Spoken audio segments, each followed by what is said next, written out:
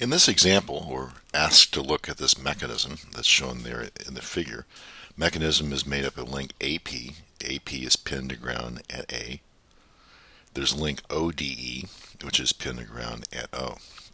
Those two links are connected in some way through this pin at P. However, the joint is not a pin joint, but rather it's a slot. It's a straight slot which is cut in ODE. And what we're asked to find is the angular velocity and angular acceleration of link AP, knowing that ODE is rotating with a constant rate of 8 radians per second. Okay, so let's go through our usual process here in looking at mechanisms. We'll look at each link individually, and we'll do velocity first. And we'll say that for link AP, since AP are connected by this rigid link of AP, I can say that the velocity of P is equal to velocity of A plus the omega for AP crossed with the vector which goes from A to P. Again, A is pinned to ground, so it has zero velocity. Omega AP, we don't know that. That's the thing we're asked to find. So we'll write that in terms of the unknown angular speed of omega AP. It's rotating about the k-axis. And then the vector which goes from A to P is going to be a minus 0.3j. Again, this goes from A to P, so that's down. K cross J is a minus I, so this ends up being a plus 0.3 omega AP I. So then we might look at link ODE. And I'm going to write the velocity P reference back to point O. So if we use the same thought process of using a kinematics equation, velocity equation between O and P, we might be tempted to write down this. Velocity of P is equal to velocity of O plus omega ODE crossed with the vector which goes from O to P. However, we can't do that. And why is that? Well, keep in mind that that equation is valid only if O and P are connected by a rigid body. They aren't. The distance between O and P is going to change as this mechanism moves. So this is a no. And the reason again is that O and P are not on the same rigid body. So again, always review the origins of our equations, and if the equations don't fit, they can't be used. However, what we can do is use an observer. We could put an observer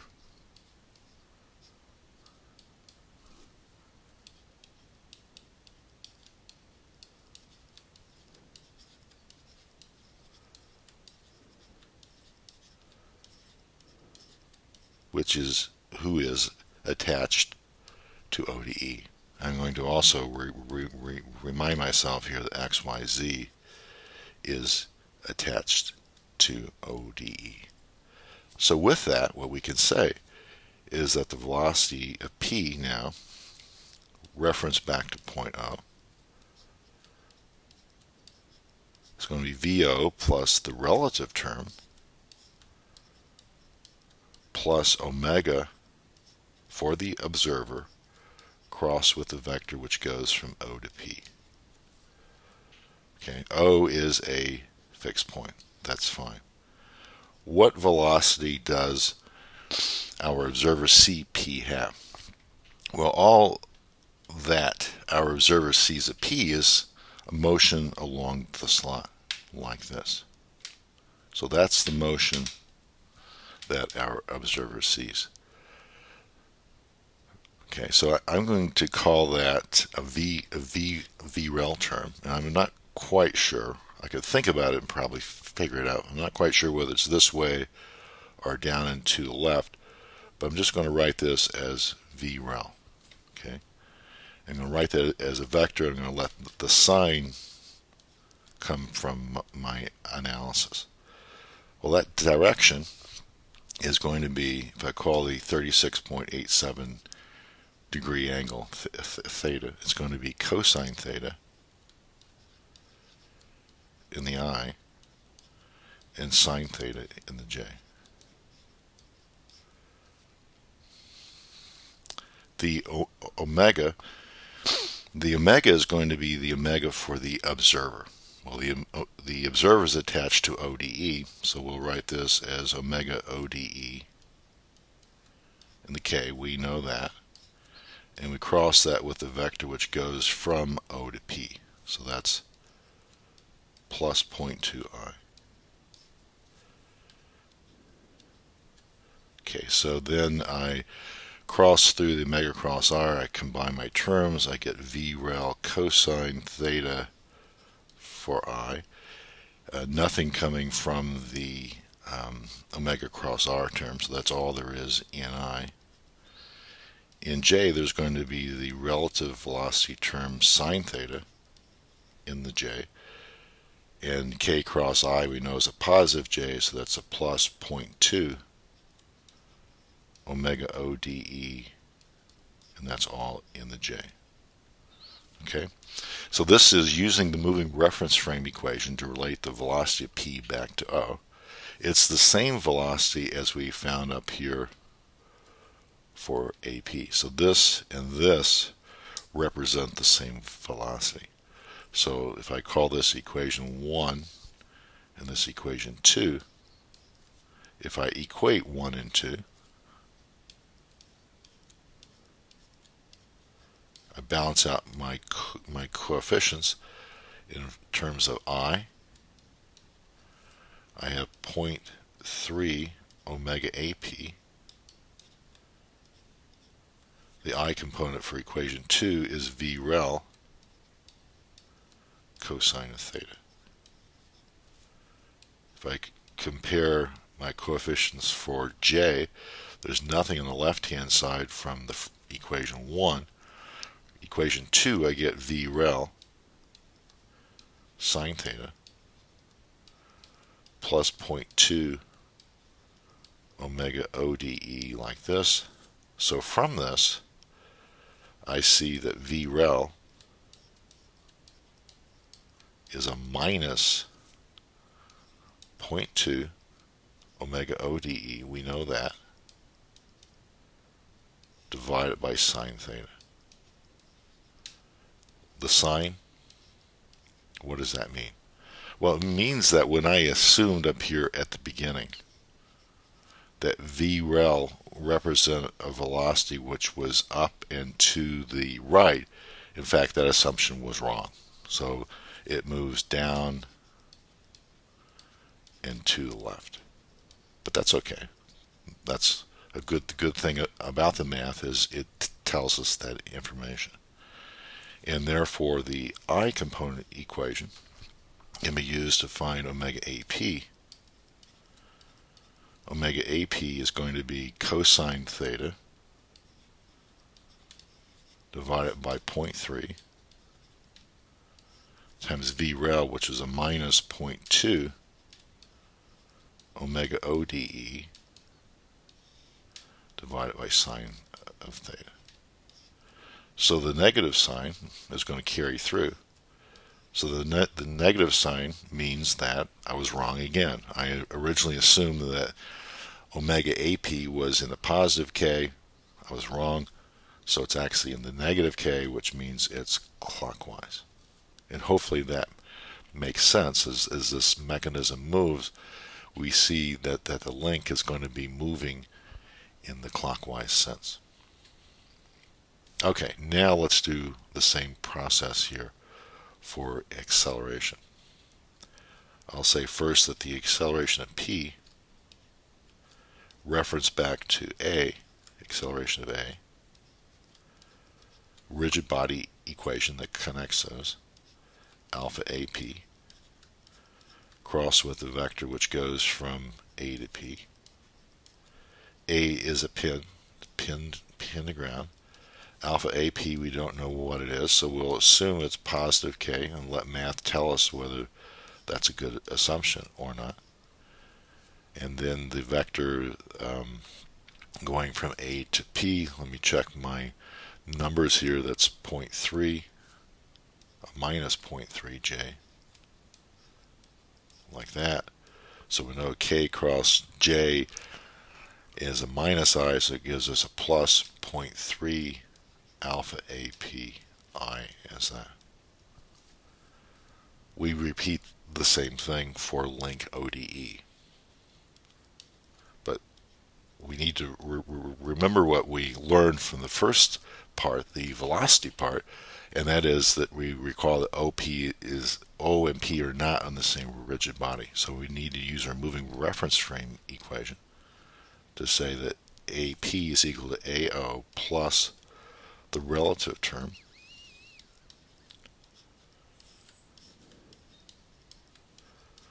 plus the alpha for our observer plus our Coriolis term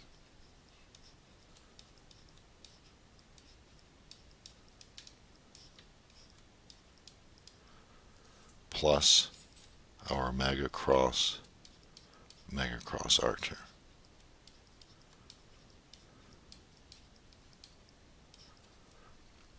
Okay, O is a pin to ground, so there's that. The observer, our observer on link ODE, is going to see an acceleration along the slot. So that's going to be an A rel. We don't know what that is. And that's cosine theta I plus sine theta j. It says that link ODE is moving with a constant rate, I think. Let's check to make sure of that. Constant rate. So alpha for our observer is a 0.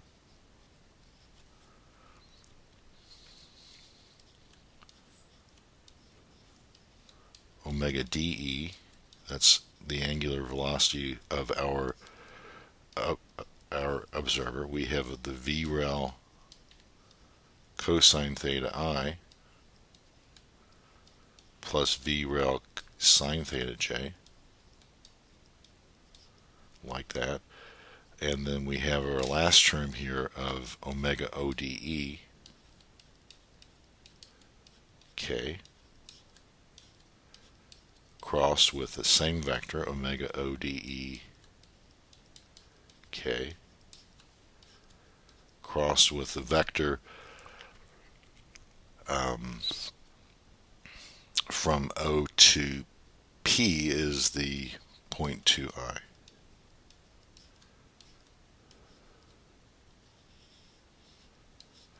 K cross I is a J, so that's, again, it's like the 0.2 omega ODEJ.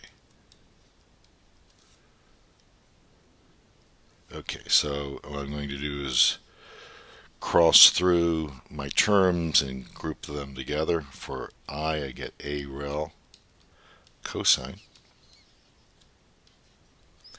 From the omega cross V rel term, I'm going to get a minus 2 omega ODE V rel sine theta. And then I'm going to get a minus 0.2 omega ODE squared, all in the J, or sorry, all in the I. For J components, I'm going to have an A rel sine theta. I'm going to get a term here of plus 2 omega ODE V rel cosine. And then that's it, isn't there? There's no J component coming from the last term, so I have this.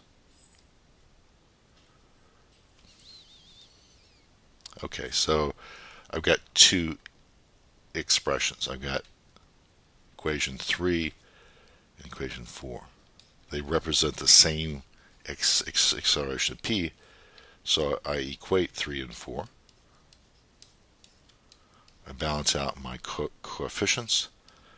The I components are going to be equal to 0.3 alpha AP. On the right hand side I have an A rel cosine minus 2 omega ODE V rel sine and a minus 0.2 omega ODE squared, like that. The J component equation, there is a missing term, isn't there? You will see that I left off a term right up here, so let me add on the minus omega AP squared RP with respect to A. So that's going to be a minus 0.3 omega AP squared in the J. So that's going to be adding a term here on the left hand side of minus 0.3 omega AP squared, and the right hand side gives me A rel sine theta plus 2 omega ODE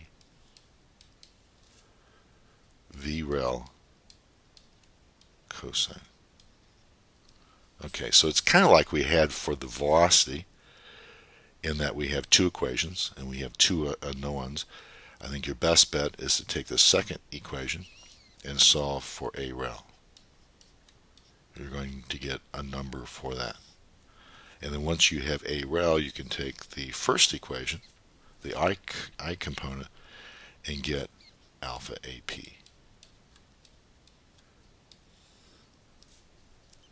So it's a matter of just recognizing you have the right number of equations for the right number of unknowns and go about the business of solving.